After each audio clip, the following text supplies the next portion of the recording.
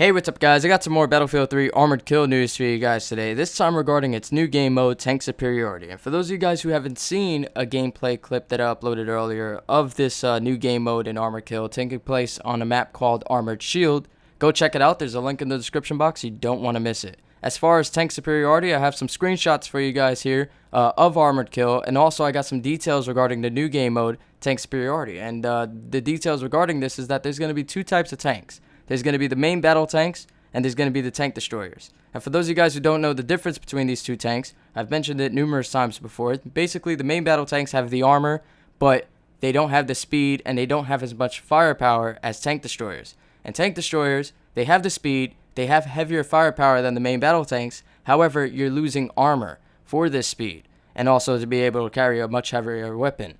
And you got to choose between using the main battle tanks or the tank destroyer. That leaves you with a strategic decision to be made. And as far as the way the game mode is going to be played, there's going to be a single flag to be controlled. And this flag is going to have a tight capture radius. So capturing this flag is going to be difficult as hell.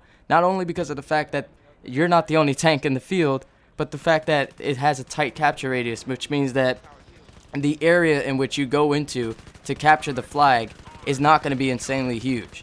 And you want to be careful with that because you don't want to have too many tanks cluttered in the same area, because then the enemy tanks are going to outflank you, outmaneuver you, and destroy you. And also there's going to be 16 tanks, and DICE has stated that it is better to roll in packs than to roll solo, because if you're in a pack and you come across another pack, you could take them on. Or if you're in a pack and you come across that solo guy in the other team, he's finished. But if you're the solo guy and you come across a pack, then you're done. But if you end up coming across another solo guy, then that'd make for an interesting fight. Also, respawn times for the tanks have been quite a talk in the community. People have been stating, what about the respawn times for the tanks? Because in the regular Battlefield 3 games and the regular Battlefield 3 maps, the tanks do take some time to respawn. So is that going to slow down the action in this new game mode? The respawn time for the tanks are almost instantaneous. And it makes for a more action-packed game, as well as a more tolerable game mode, because nobody wants to sit there waiting for a tank to be spawned when the whole objective of the game is to grab a tank and go out there and try to do something. Also, you can get out of the tanks. A lot of people are wondering about this. What are you going to do if your tank gets hit and it's disabled?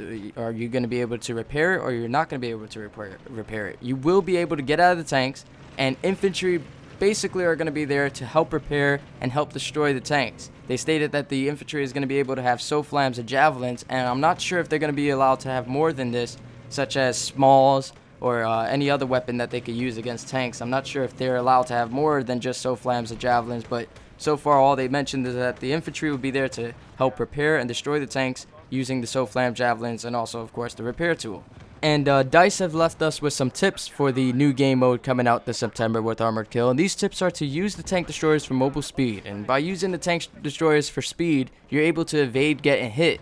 And also, if you use IR smoke with these, you can evade lock-ons as well. Because since there's going to be a lot of tanks and there's going to be SOFLAMs and javelins, just imagine how many times you're going to be locked on with. You know, you could be locked on with the SOFLAMs, and then you could also be locked on with those guys using guided shells on their tanks. So using smoke is definitely something that you want to do if you're using a tank destroyer to try to evade getting hit. And also if you're using the main battle tank as well, because you're going slower in the main battle tank, so you're more prone to it.